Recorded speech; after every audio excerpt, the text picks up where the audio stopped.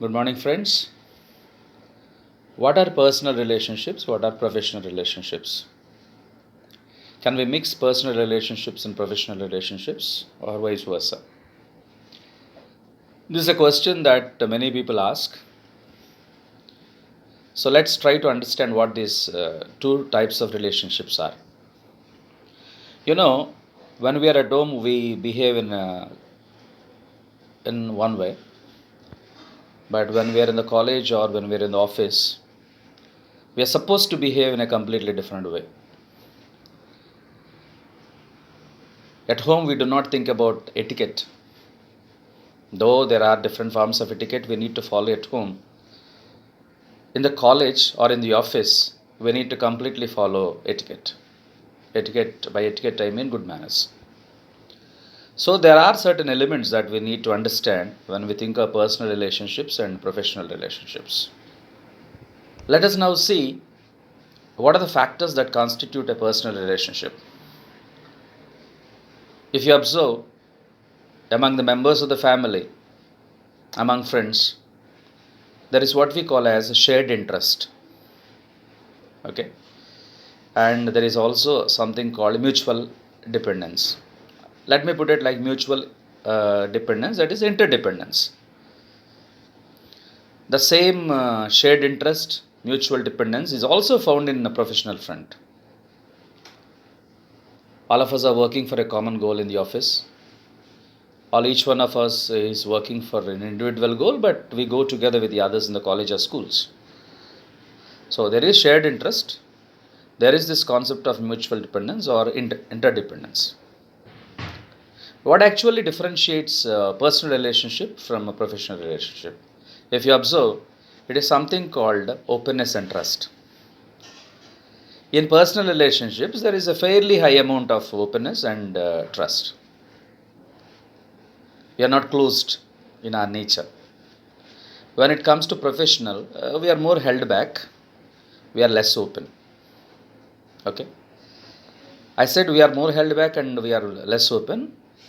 It's like we should be more held back and we should be we should be less open. I'll give you a few examples. So when we are at home, we always have our own way of thinking, own way of acting. If you feel like eating, you eat. If you feel like sleeping, you sleep. If you feel like doing something, you do that. Not many will have a problem with that. You may find parents who may expect you to follow professional kind of attitude even at home. But generally, we are more free to do whatever we want to do at home. But as we said, in professional relationships, the situation is different. There are rules, there are norms that have to be followed. There is a dress code that needs to be followed. There's a private space that you need to observe. You should not encroach on somebody else's space. There are many things like that. So as a result of all that, professional relationships, as I told you, are more held back and less open. And the difference, as we said, is in the degree of openness and trust. It's only a matter of degree. I'll tell you what happens when a candidate tries to mix personal relationship in a professional or vice versa. Let us take the example of an LIC manager or LIC officer. If an LIC officer, if he acts professionally towards his friend and sells him a policy which is actually not good, their personal relationship is going to suffer. So I don't think any LIC officer will do that. If you can think of a second example, if you have a doctor friend and when you go to him for some kind of ailment, will he give you a medicine to test on you? Suppose a medical representative gave him a medicine, a new variety of medicine. Do you think he will test that on your body? I don't think so. He'll test it on somebody else's body.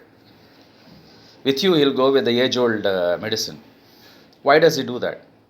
Because that doctor friend will not try to mix his profession into your personal relationship. Suppose something happens to you as a result of using that new tablet, your personal relationship will suffer. A few years back, I bought a car, a second-hand car, and I bought it from a colleague of mine. And when I was trying to buy that car along with a few of my friends, there is one beautiful thing that person who was selling it to me told us. He said he would not sell it to colleagues. He would not sell his car to a colleague. When we asked him why he thought so, he said, if something happens to the car in the future, each time you will come and question me about the car. I was angry at the time. I did not understand why he was telling that. But when we try to understand this concept of mixing professional and personal relationships, I think he's right. He was afraid that by selling a car to us, if something happens to the car in the future, we may develop enmity. That's what he was afraid about. He did not want to mix his personal relationship into professional relationship or professional into personal.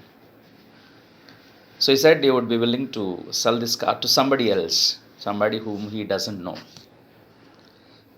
Anyway, we gave him assurance and we bought the car. That's a different story. So my dear friends, if you observe this, professional relationship is different, personal relationship is different. Don't mix them.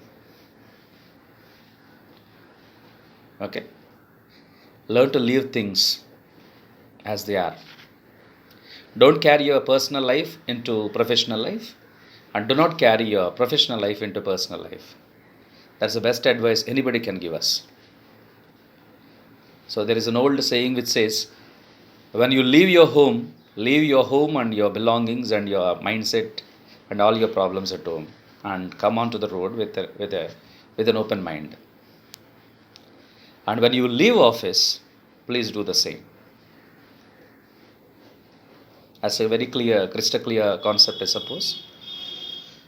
Never ever engage people in personal relationship into professional relationships, and never ever engage people in professional relationship into personal relationship. If you do so, please do it at your own risk.